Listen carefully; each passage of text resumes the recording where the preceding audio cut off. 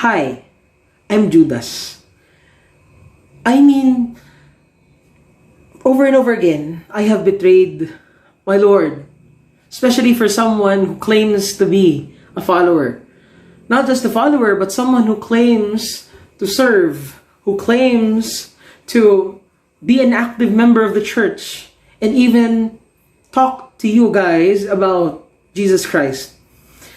I am Judas.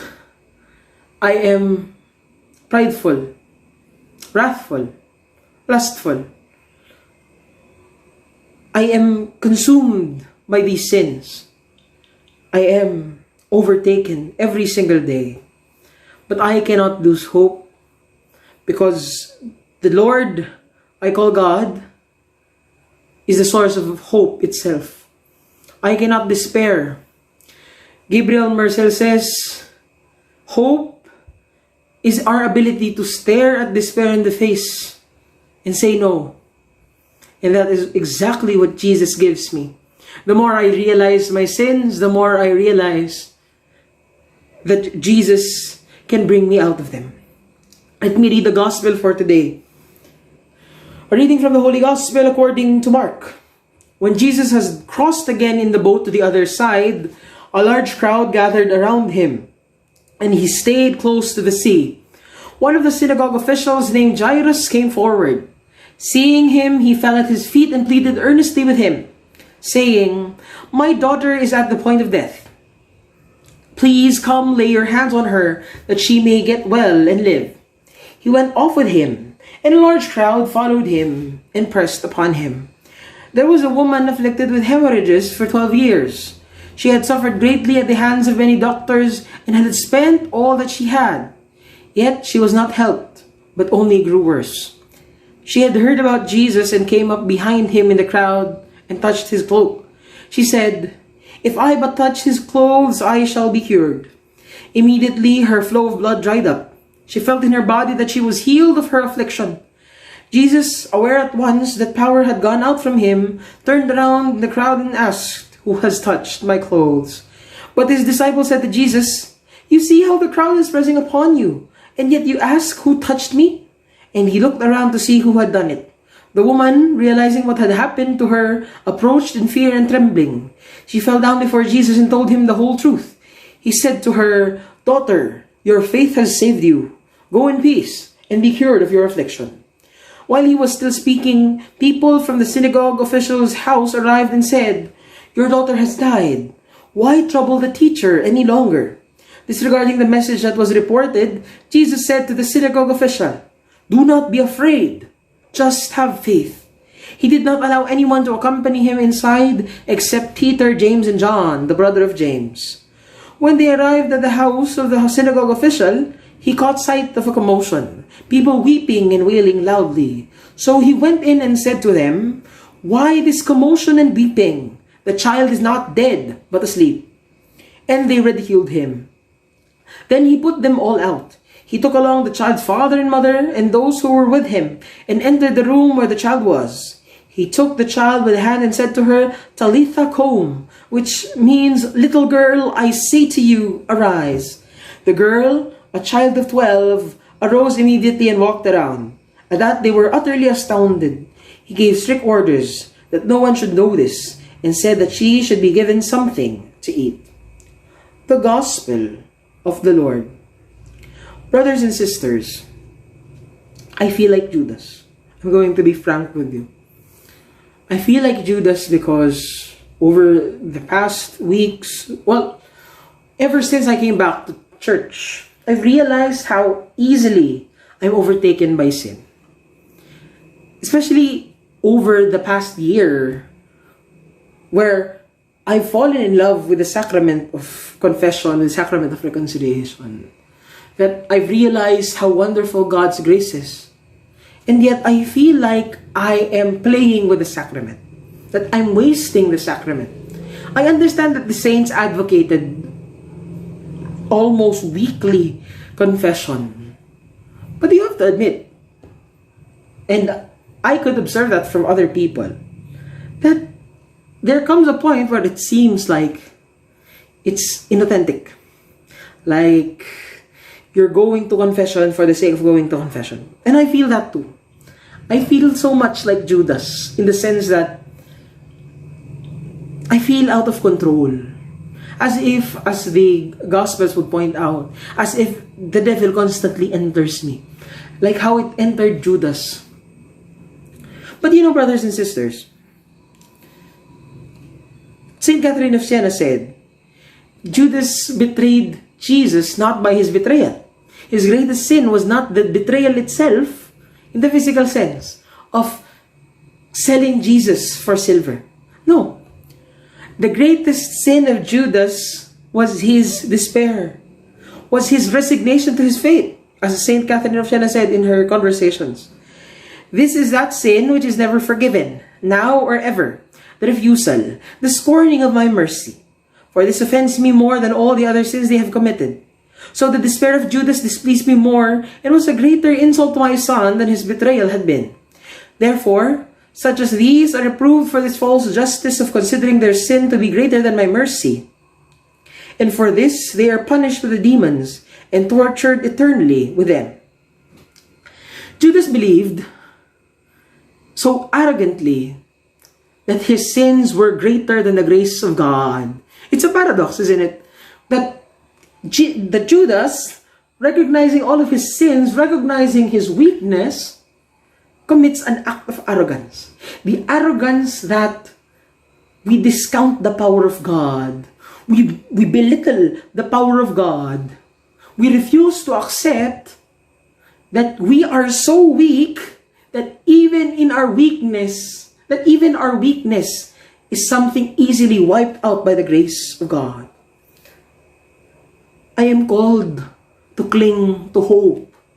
I am called like Peter, who over and over again, 3 times to be exact, betrayed the Lord. And yet, he came back. He stayed. He was there. He led the church. Brothers and sisters, that's a beautiful thing. They betrayed Jesus the same. Sure, you could admit that Judas's fault was greater, in the sense that the action itself was worse. But we realize that Peter was part of the inner circle, and so his betrayal must have stung more. And yet, we always go back to mercy. We always go back to love. I am also consoled by St. Paul. It's wonderful that they are grouped together, and we're going to celebrate them on Tuesday. As we read his letter to the Romans, did the good then not become death for me? Of course not. Sin, in order that it might be shown to be sin, worked death in me through the good, so that sin might become sinful beyond measure, through the commandment. We know that the law is spiritual, but I am carnal, sold into slavery to sin. What I do not understand.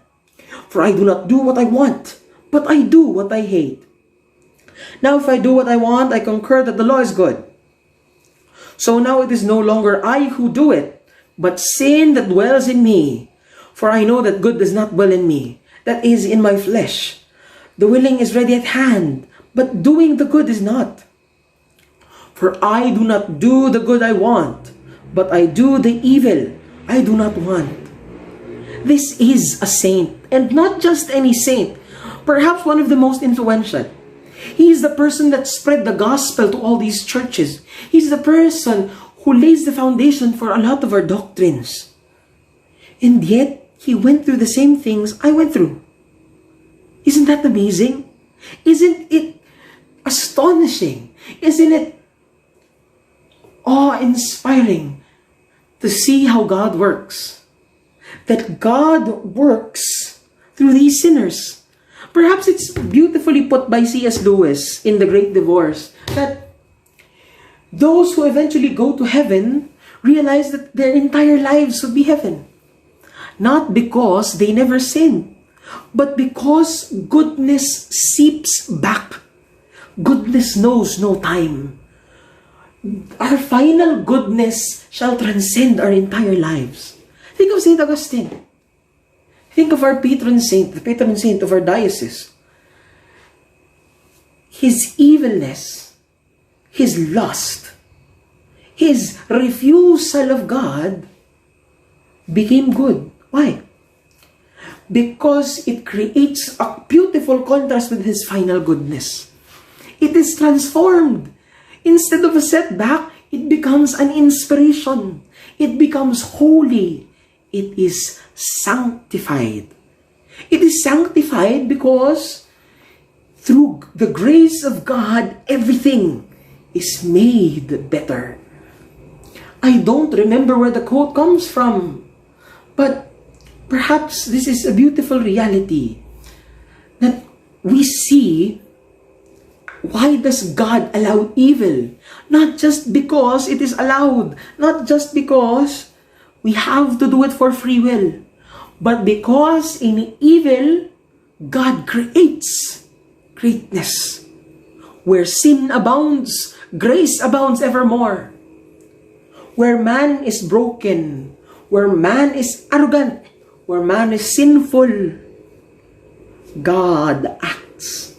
Because in the brokenness of the original sin, we got Jesus Christ.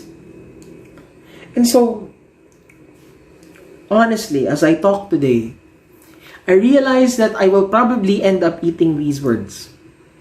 Because, like St. Paul, often I cannot control myself. Or sometimes I do not want to control myself. Like the prayer of St. Augustine. Lord, make me chaste, but not yet. I am afraid of sin. I am afraid of falling back. Because falling back isn't that far off. I only went to confession yesterday. I have to be honest with you guys. I am a great sinner. Perhaps that's the only thing I'm good at sinning. But I am a child of God. I have been given a Savior so great that He continues to stretch out His hands in the face of my sin. Instead of condemning me, He says, "Forgive them, Father, for they do not know what they are doing."